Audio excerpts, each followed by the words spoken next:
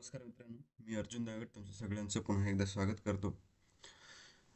आज आपण पहिल्यांदा कालच्या व्हिडिओमधील जो काही आपला व्होकॅब्युलरीचा पार्ट आहे तो रिवाईज करणार आहोत आणि त्याच्यानंतर द हिंदू या न्यूजपेपरच्या फ्रंट पेजवरल्या महत्त्वाची जी बातमी आहे त्याच्या संदर्भामध्ये आपण आज परत एक व्होकॅबचं सेशन करणार आहोत. याच्यामध्ये आपल्याला महत्त्वाचे शब्द जे आहेत पॅसेजमधले ते वेगळे करायचे आणि ते जे की परीक्षेच्या दृष्टीने आपल्याला महत्त्वाचे ठरतात ते पाठ पण करायचे आहेत. कारण IBPS आणि TCS जे एक्झाम घेतं त्याच्यामध्ये आपल्याला ते 5 मार्क्सला येतं आणि त्याचबरोबर शब्दसाठा जेवढा आपला जास्त असेल तेवढा आपला फायदा होतो.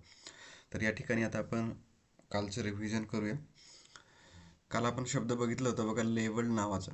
आता लेवलचा साधारण अर्थ सांगितला होता मी तुम्हाला की एखाद्या भाग सपाट करणं, पण तिथं जो संदर्भ आला होता वाक्याच्या अर्थानुसार जर आपण पाहिलं तर लेवलचा अर्थ एखादा खटला वगैरे दाखल करण्यासाठी दाखल करणे हा जो भाग आहे याच्यासाठी लेवल हा शब्द वापरला जातो. त्यानंतर कॅरीड आउट जो शब्द होता त्याचा अर्थ होतो एखादी गोष्ट पार पाडणे. ॲनोनिमिटी या शब्दाचा अर्थ होतो नाव न सांगता एखादी गोष्ट जाहीर करणं किंवा नाव गुप्त ठेवणं. त्यानंतर लेजिटिमेटचा अर्थ होतो कायदेशीरदृष्ट्या. ऑकेशन्स हा शब्द पाहिला होता, त्याचा अर्थ होता प्रसंग किंवा घटना.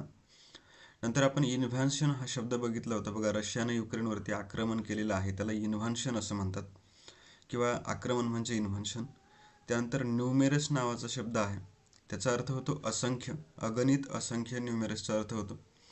त्यानंतर सबस्टान्सेसचा अर्थ होतो बघा पदार्थ. सबस्टान्सेस हा शब्द जो आहे त्याचा अर्थ काय आहे, पदार्थ. नंतर होतं बघा ॲलीज. ॲलाइज किंवा ॲलीज म्हणजे मित्र पक्षांना आपण किंवा मित्रांना ॲलाइज सहकारी जे असतात त्याला ॲलाइज म्हणतो. वोड हा जो शब्द आहे याचा अर्थ होतो शपथ घेणं किंवा शपथ घेतली, कारण याला ईडी प्रत्यय लागल्यामुळे हे भूतकाळी रूप आहे तर त्याला शपथ घेतली असं म्हणू शकतो आपण. इन्व्हायटेबल जे आहे त्याचा अर्थ होतो अटळ. त्यानंतर रिट्रिब्युशन नावाचा शब्द आला होता, याचा अर्थ होतो बदला घेणं. त्यानंतर डिस्पाईट हा शब्द आहे, डिस्पाईट म्हणजे असूनही. इन्कर्शन या शब्दाचा अर्थ आहे प्रवेश करणं, जसे की रशियाने युक्रेनमध्ये अनधिकृतरित्या किंवा युद्धाच्या मार्गाने प्रवेश केलेला आहे, तिथं हा शब्द आपण पाहिला होता की इन्कर्शन केलेलं आहे. त्यानंतर प्रॉमिनंट म्हणजेच प्रमुख किंवा ख्यातनाम. त्यानंतर नॅशनलिस्ट आयडॉलॉज म्हणजे राष्ट्रवादी विचारवंत. सस्पेक्टेड म्हणजे संशयित. आणि फॉर्मर म्हणजे एखाद्या पदावरील माजी व्यक्ती किंवा सध्या त्या पदावर नसलेला किंवा पदावरून पायउतार झालेला व्यक्ती म्हणजेच फॉर्मर म्हणजे माजी. त्यानंतर पुढचा शब्द होता फ्लेड. फ्लेड म्हणजे पळून गेला किंवा गेली. लाउडेड म्हणजे कौतुक केलं. त्याच्यानंतर बघा डिटेन हा शब्द होता, डिटेनचा अर्थ होतो ताब्यात घेतलं किंवा ताब्यात घेणं. नंतर होता देशद्रोही. देशद्रोहीला आपण ट्रेटर असं म्हणतो.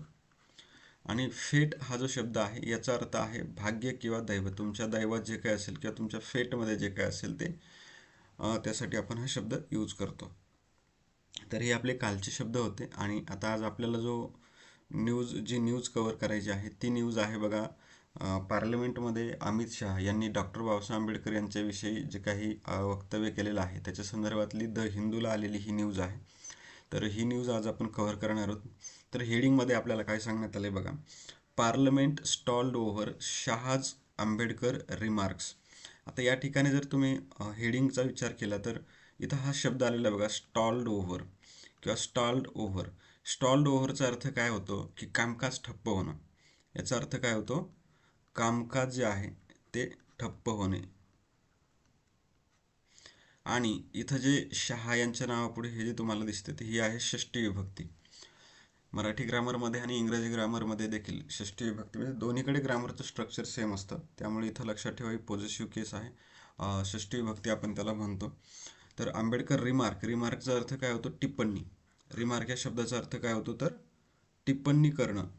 तर ही जी टिप्पणी आहे शहा यांची, यामुळं काय झालेलं आहे, पार्लमेंटचं कामकाज किंवा संसदेचं कामकाज ठप्प करण्यात आलेलं आहे.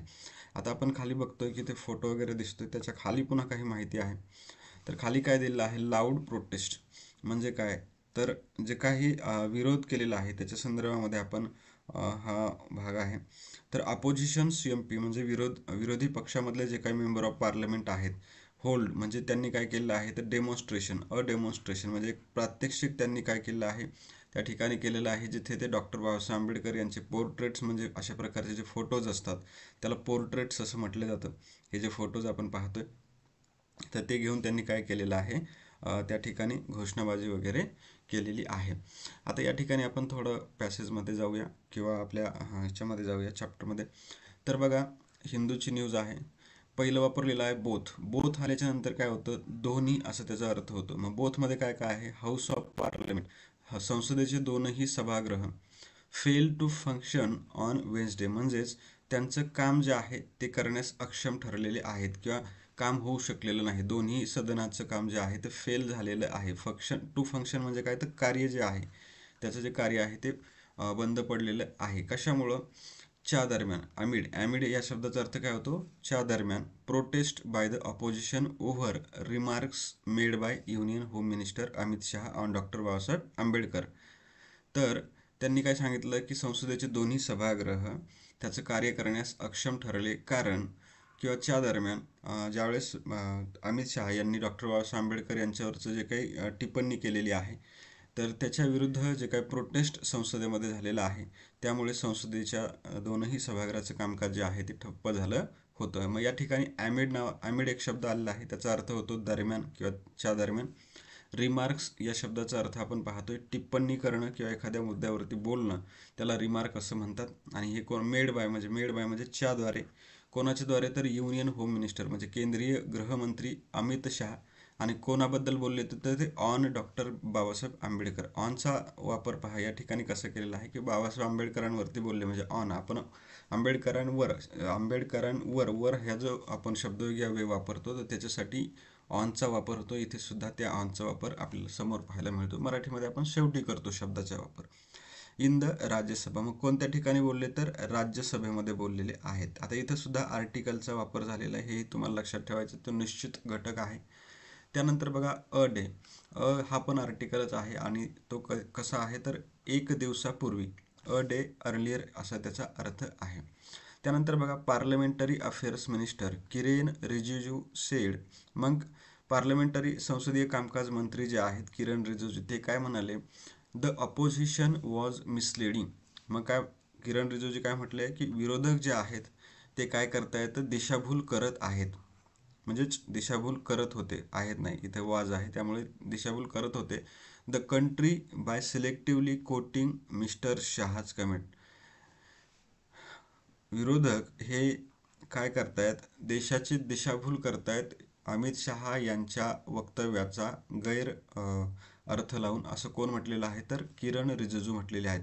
आणि इथं शब्द आपल्यासाठी एक कोटिंग आलेला आहे. कोटिंग म्हणजे काय, तर उद्घृत करणे. एखाद्याचे शब्द जे आहेत ते वारंवार काय करणं, उच्चारणं किंवा ते बोलणं, त्याला कोटिंग असं म्हटलं जातं. त्यानंतर पुढे आपण पाहूया, टार्गेटिंग द काँग्रेस. मग काँग्रेसला टार्गेट करत Mr Shah in 90 minute reply to the debate. मग काँग्रेसला टार्गेट करत अमित शहा यांनी 90 मिनिटांचा जो काही वादविवाद केलेला आहे किंवा 90 मिनिटं जे काही त्यांनी संभाषण केलेलं आहे त्याच्यामध्ये त्यांनी glorious journey of 75 years of the constitution of India.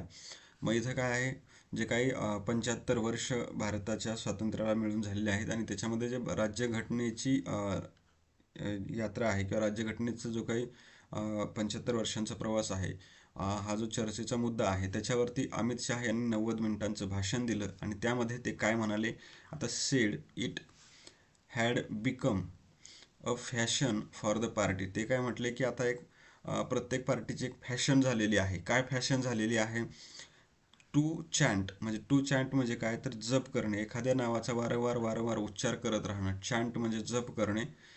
तर डॉक्टर बाबासाहेब आंबेडकरने म्हणजे डॉक्टर बाबासाहेब आंबेडकरांचं नाव वारंवार घेण्याचा हा एक फॅशनचा प्रकार झाला, असं कोण म्हटलेलं आहे, तर अमित शहा यांनी म्हटलेलं आहे.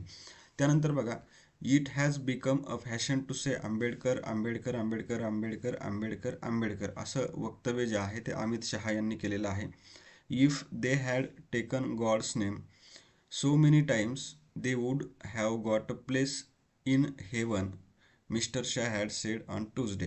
आता इथं बघा, शहा काय म्हणाले की आंबेडकर यांचं नाव जे आहे ते सतत घेतलं जातं कोणाकडून, तर विरोधी पक्षांकडून, आणि ही त्यांची आता फॅशन बनलेली आहे, असं अमित शहा यांनी म्हटलं. मग या ठिकाणी त्यांनी पुढं काय म्हटलं की इफ जर त्यांनी देवाचं नाव घेतलं असतं तर इतक्या वेळा जर त्यांनी देवाचं म्हणजे सो मेनी टाइम्स म्हटलंय म्हणजे इतक्या वेळा जर त्यांनी देवाचं नाव घेतलं असतं तर त्यांना स्वर्गामध्ये स्थान मिळालं असतं. अशा प्रकारचं वक्तव्य जे आहे ते भारताचे गृहमंत्री अमित शहा यांनी या ठिकाणी केलेलं आहे.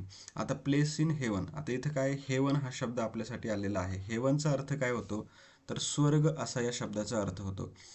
त्यानंतर बघा इथं तुम्हाला पुन्हा मी काल सांगितलं होतं की ऑनचा जो वापर आहे तो कधी केला जातो तर फक्त वार जर असेल तर वाराच्या समोर ऑनचा वापर केला जातो. एरवी महिना आणि वीक जर असेल तर त्या ठिकाणी इन, वीक महिना आणि मंथ असेल तर त्या सॉरी इयर असेल तर त्या ठिकाणी इनचा वापर होतो आणि फक्त वार असेल तर तिथं ऑन या शब्दयोगी अव्ययाचा किंवा प्रिपोजिशनचा वापर होतो. हे सुद्धा तुम्ही लक्षात ठेवायचं आहे. नेक्स्ट आहे बघा, the Congress lead a protest of the India block parties in the morning. बघा काँग्रेसच्या नेतृत्वामध्ये एक जो मोर्चा निघाला होता इंडिया ब्लॉकचा, इंडिया ब्लॉक पक्षांचा, तो सकाळी निघाला होता. इथं पुन्हा एक प्रिपोजिशन आलेलं आहे इन द मॉर्निंग. सकाळी जो मोर्चा निघाला त्याच्यासाठी आपण इन वापरलेला आहे मॉर्निंगमुळे आणि द सुद्धा या ठिकाणी वापरलेला आहे. यानंतर पुढे तुम्ही गेलात तर standing between the new parliament building and the old one. मग तो जो मोर्चा होता तो कुठे आला होता तर जे नवीन पार्लमेंट बिल्डिंग आहे आणि जुनी आहे या दोन्हीच्या मध्ये तो मोर्चा जो आहे तो त्या ठिकाणी आला होता. MPs holding afloat posters of doctor Babasaheb Ambedkar raised slogan of. मग बघा जे काही मेंबर ऑफ पार्लमेंट होते त्यांनी काय केले होते, त्यांच्या हातामध्ये बाबासाहेब आंबेडकर यांचे पोस्टर जे आहेत ते घेतले होते आणि ते असे वरती धरले होते, म्हणजेच अफ्लोट केले होते, म्हणजे तरंग ते धरले होते किंवा वरती असे धरले होते. त्यासाठी हा अफ्लोट नावाचा शब्द आपल्यासाठी आहे महत्त्वाचा. त्याचा अर्थ आहे तरंगते. आणि रेज्ड स्लोगन म्हणजे डॉक्टर बाबासाहेब आंबेडकर यांचे पोस्टर त्यांनी रेज केले म्हणजे वरती पकडले होते आणि ते स्लोगन्स सुद्धा म्हणत होते किंवा ते काही घोषवाक्य किंवा घोषणा देत होते. काय देत होते तर जय भीमच्या घोषणा त्या ठिकाणी दिल्या जात होत्या विरोधी पक्षाच्या मोर्चामध्ये. अँड डिमांडेड अँड अपॉलॉजी, आणि त्यांनी काय केलेलं आहे माफी किंवा क्षमा याचना जी आहे ती अमित शहा यांनी बाबासाहेब आंबेडकरांचा जो अपमान केला त्याबद्दल मागावी अशी मागणी केलेली आहे. मग या ठिकाणी अपोलॉजी हा शब्द क्षमा याचनेसाठी वापरला जातो.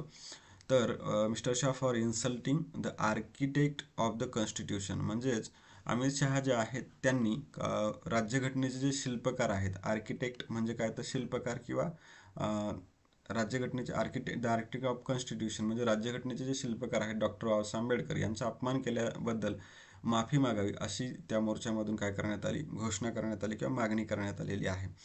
त्यानंतर बघा द तृणमूल काँग्रेस वॉज. मग तृणमूल काँग्रेस काय करत होतं तर conspicuous by its absence at the opposition protest. मग तृणमूल काँग्रेस हे स्पष्टपणे दिसत होतं की हा जो विरोधी पक्षांचा मोर्चा आहे यामध्ये तृणमूल काँग्रेस सहभागी दिसत नव्हतं, म्हणून ही गोष्ट जी आहे ती स्पष्टपणे जाणवत होती. याला शब्द वापरला जातो कन्स्पेशियस. कोणता शब्द वापरला जातो कन्स्पेशियस. तृणमूल काँग्रेस पक्ष या ठिकाणी सहभागी नव्हता हे स्पष्टपणे जाणवत होतं असं ह्या वाक्याचा अर्थ होतो. त्यानंतर बघा दे म्हणजे कोण तर बीजेपी ऑलवेज सेड नेहमी म्हणते, काय म्हणते दे वूड चेंज द कॉन्स्टिट्यूशन, ते काय करणार आहेत राज्यघटना बदलणार आहेत. मग they are against the constitution, ते काय आहेत तर राज्यघटनेच्या विरोधामध्ये आहेत. अगेन्स्ट आंबेडकरजी, आंबेडकरजीच्या सुद्धा विरोधात आहेत आणि हीच आयडियोलॉजी त्यांची जी काही विचारधारा आहे तिच्या सुद्धा विरोधात आहेत. Their entire work is to finish Ambedkarji's contribution, त्यांचं सर्व काम जे आहे ते डॉक्टर बाबासाहेब आंबेडकरांचं जे काही योगदान आहे ते संपवण्यामध्येच ते संपवण्यासाठीच काम करत आहेत असं कोण म्हटलेलं आहे तर मिस्टर गांधी. मिस्टर गांधी म्हणजे राहुल गांधी या ठिकाणी म्हटलेले आहेत. टोल्ड या शब्दाचा अर्थ काय म्हणाले. प्रेस पर्सन कोणाला म्हणले तर जे काही रिपोर्टर्स आहेत त्यांना त्यांनी सांगितलेलं आहे. अशा प्रकारचा बाईट दिलेला आहे. कोणी दिला तर राहुल गांधी यांनी. After the prostate outside parliament, म्हणजे जो काही मोर्चा झाला त्याच्यानंतर त्यांनी पार्लमेंटच्या बाहेर अशा प्रकारचं वक्तव्य केलेलं आहे. कोणी तर राहुल गांधी यांनी. आता इथं तुम्हाला वाक्य बघत असताना सुद्धा थोडं लक्ष द्यायचं बघा. मिस्टर गांधी टोल्ड, आता सेड आणि टोल्ड हे जे आपण वापरतो डायरेक्ट इनडायरेक्ट मधला हा भाग आहे. मग ह्याच्यामध्ये सुद्धा तुम्ही बघायचं असतं की कशा प्रकारचे वाक्य जे आहेत ते वापरले जातात. तर या ठिकाणी इनडायरेक्ट आहे, कारण मिस्टर गांधी टोल्ड म्हणजे ते स्वतः तिथं, आता आपण डायरेक्ट ते बोलत नाही तर आपण ते वाक्य सांगतो, म्हणजेच हे इनडायरेक्ट वाक्य आहे. यानंतर पुन्हा आता पुढे काय आहे, इन द राज्यसभा, मग राज्यसभेमध्ये immediately after the customary laying down of papers, मग लगेचच परंपरेनुसार जे काही ते पेपर्स आहेत ते खाली ठेवल्याच्या नंतर the opposition was on it's seats raising slogan, मग ते विरोधक जे आहेत ते त्यांच्या जागेवरती बसल्याच्या नंतर त्यांनी काय केलेलं आहे, घोषणा द्यायला सुरुवात केली आहे. रेजिंग स्लोगन म्हणजे काय, तर घोषणा देण्यास सुरुवात करणे किंवा घोषणा देणे. त्याच्यानंतर बघा इथे एक शब्द आला आपल्यासाठी कस्टमरी. कस्टमरी आपल्याला जो सिनोनेमचा भाग आहे त्याच्यामध्ये हा शब्द येतो बघा, रूढीनुसार किंवा पारंपरिक असा त्याचा अर्थ होतो. त्यानंतर entries of chairman Jagdeep Dhankhar to bring order in the house went unheeded forcing till 2 PM. मग ज्यावेळेस जगदीप धनखड आले to bring order in the house, त्यांनी हाऊस जे काही सदन आहे संसदेचं त्याच्यामध्ये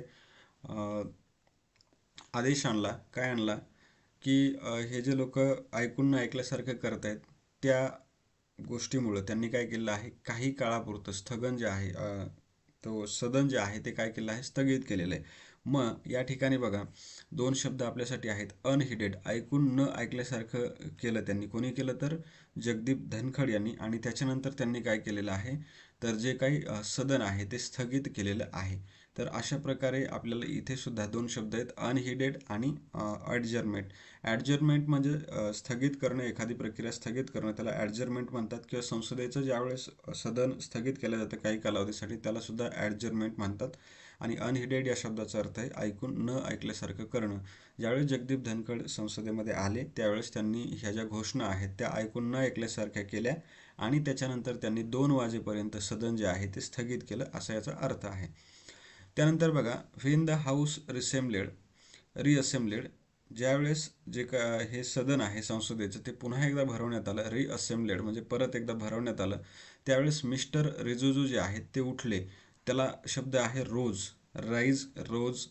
तर रोज या शब्दाचा अर्थ होतो ते रिजिजू उठले, आणि टू डिफेंड, कशासाठी उठले तर ते मुद्द्याला डिफेंड करण्यासाठी उठले.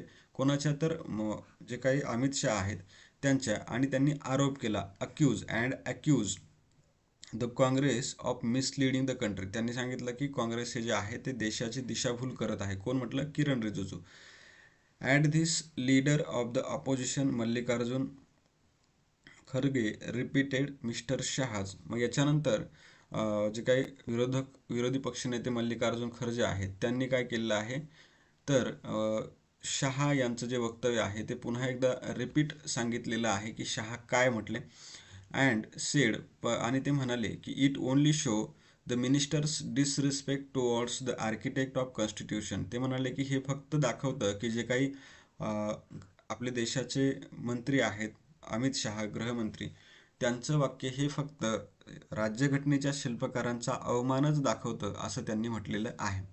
त्यानंतर पुढे आहे द तृणमूल स्टॅग्ड अ वॉकआउट, आणि जे तृणमूल काँग्रेस आहे त्यांनी काय केलं आहे, सदनावर बहिष्कार केला का त्या ठिकाणावरून ते तृणमूल काँग्रेसचे सदस्य जे आहेत ते बाहेर निघून गेलेले आहेत. स्टॅग्ड अ वॉकआउट, या ठिकाणी हा शब्दसमूह आपल्याला लक्षात ठेवायचा. स्टॅग्ड अ वॉकआउट म्हणजे बाहेर निघून गेलेले आहेत किंवा बाहेर निघून जाणे.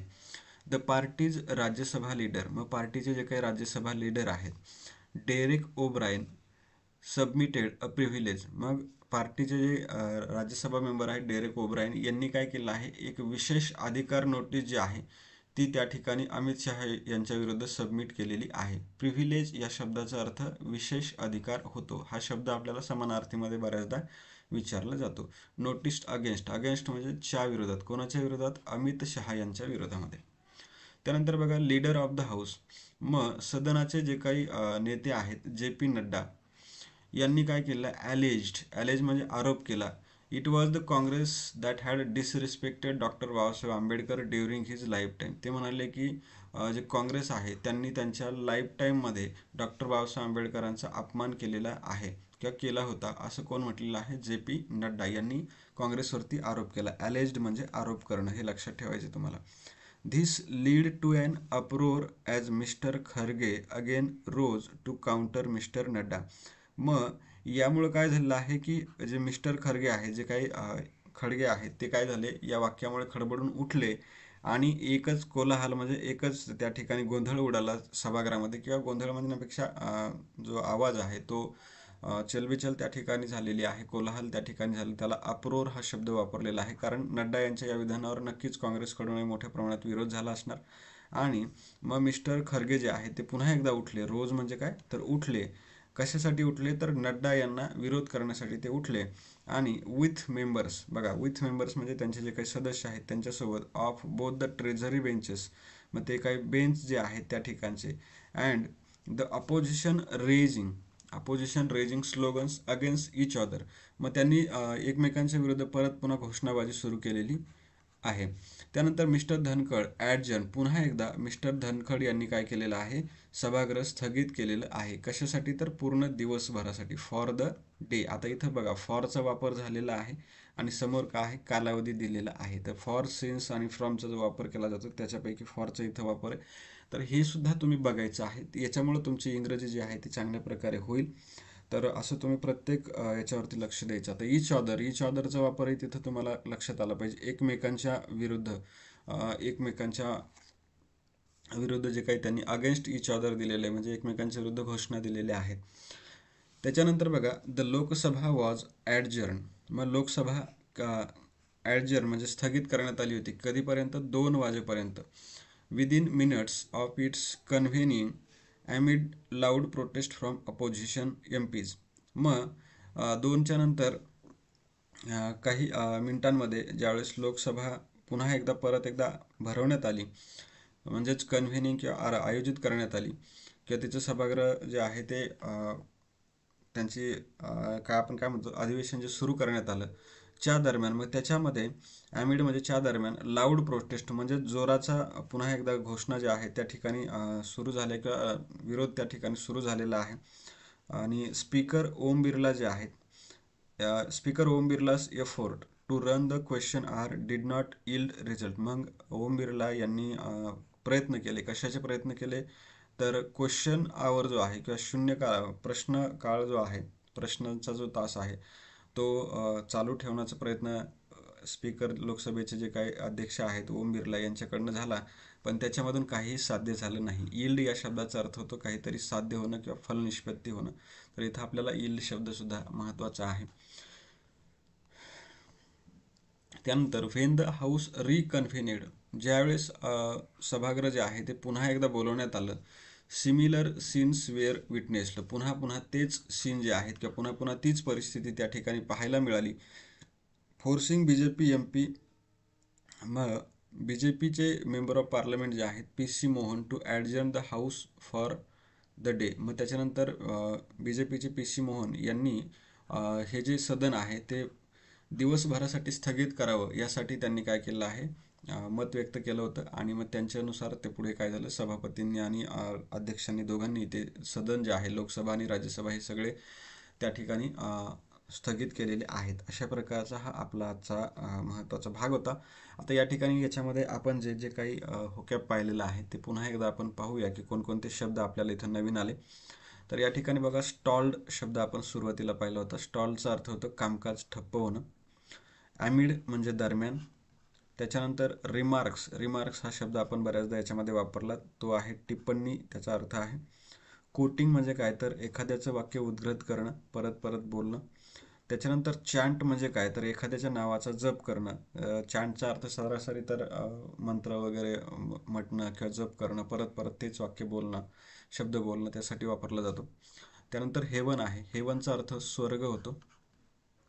आपल्याला एक मन पण आहे बघा, I am in the 7th heaven म्हणजे 7व्या आसमान पर असं. त्याच्यानंतर अफ्लोट हा शब्द वापरला होता. ते जे पोस्टर्स त्यांनी तरंग हवेमध्ये पकडले होते, हातात पकडून डोक्यावरती असे धरले होते, त्याला अफ्लोट, तरंग ते पोस्टर्स नाही का, अफ्लोट पोस्टर्स असा शब्द आला होता. त्याच्यानंतर अपोलॉजी आहे. अपोलॉजी म्हणजे क्षमा मागणं. कन्स्पिशियसचा अर्थ आहे ठळकपणे किंवा लक्षवेधी किंवा स्पष्टपणे. त्याच्यानंतर कस्टमरीचा अर्थ होतो रूढीनुसार. पुढे आहे अनहिडेडचा अर्थ होतो ऐकून न ऐकल्यासारखं करणं. त्यानंतर ॲडजर्नमेंट जे आहे, ॲडजर्नमेंट या शब्दाचा अर्थ होतो स्थगन, एक सभागृह स्थगित करणं किंवा स्थगन. रोजचा अर्थ होतो उठले किंवा राईज म्हणजे उठणे. ॲक्यूज म्हणजे आरोप करणं किंवा आरोप केला. त्यानंतर स्टॅग अ वॉकआउटचा अर्थ होतो सदनाच्या बाहेर जाण्याची जी क्रिया आहे त्याला स्टॅग अ वॉकआउट म्हणतात. नंतर प्रिव्हिलेज जे आहे, प्रिव्हिलेजचा अर्थ होतो विशेष अधिकार. प्रिव्हिलेज या शब्दाचा अर्थ काय होतो? विशेष अधिकार. नंतर ॲलेज जे आहे, तर ॲलेजचा अर्थ होतो आरोप केला किंवा आरोप करणं. आपण वरती पाहिलेलं आहे. ॲक्यूजचा सुद्धा अक्युज्ड म्हणजे आरोपी आणि ॲलेज्ड म्हणजे आरोप करणं किंवा आरोप केला. त्याच्यानंतर अप्रोर हा जो शब्द आहे त्याचा अर्थ होतो कोलाहल किंवा गोंधळ. रोज आपण बघितलेला आहे उठणं. कन्व्हिनियंटचा अर्थ होतो परत आयोजित करणं किंवा आयोजित करणं. रिकन्व्हिनियंट जर असेल तर परत आयोजित करणं आणि कन्व्हिनियंट म्हणजे आयोजित करणं. यील्डचा अर्थ होतो फलनिष्पत्ती आणि रिकन्व्हिन म्हणजेच पुन्हा बोलवणं, हेही आपण पाहिलेलं आहे. तर अशा प्रकारे आजचा आपला व्होकॅब्युलरीचा पार्ट होता. आता याच्यामध्ये व्होकॅब्युलरीमध्ये अजून काही बेटर करता येईल का याच्यावरती मी थोडा विचार करतोय. तुमचे काही सजेशन्स असतील तर तुम्ही कमेंट बॉक्समध्ये नक्की सांगा. आपण ते ट्राय करूया आणि त्याच्यामधनं म्हणजे माझाही अभ्यास सुरू आहे, तुमचाही अभ्यास होईल यासाठी आपण ही सिरीज जी आहे ती सुरू केलेली आहे. रोज तुम्ही जर व्हिडिओ पाहत राहिले आणि थोडं कसं आहे कमेंटमध्ये पण सांगत चला काही सुधारणा करायची असतील तर, कारण मीही काही याच्यामध्ये एवढा एक्सपर्ट नाही. तर जेवढं आपल्याला जमेल तेवढं आपण करूया आणि सर्व मिळून सोबत अभ्यास करूया आणि चांगल्या नोकऱ्या आपल्याला मिळवूया. त्यासाठी आपले हे सगळं प्रयत्न चाललेले आहेत. तर तुमचाही सपोर्ट राहू द्या आणि या ठिकाणी थांबूया आणि भेटूया नेक्स्ट व्हिडिओमध्ये. तोपर्यंत जय हिंद, जय महाराष्ट्र.